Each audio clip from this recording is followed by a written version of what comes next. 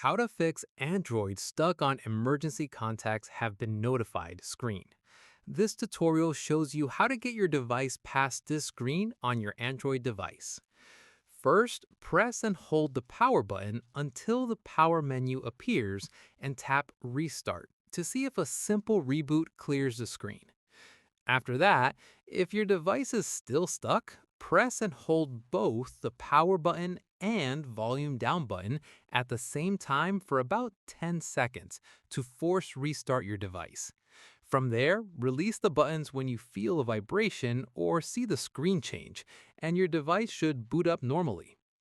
At this point, if it's still stuck, try pressing and holding the power button and volume down button again to enter recovery mode.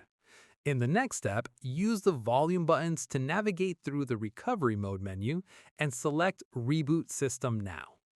Following this, once your device boots back up, go to Settings and tap on Safety and Emergency to review your emergency settings.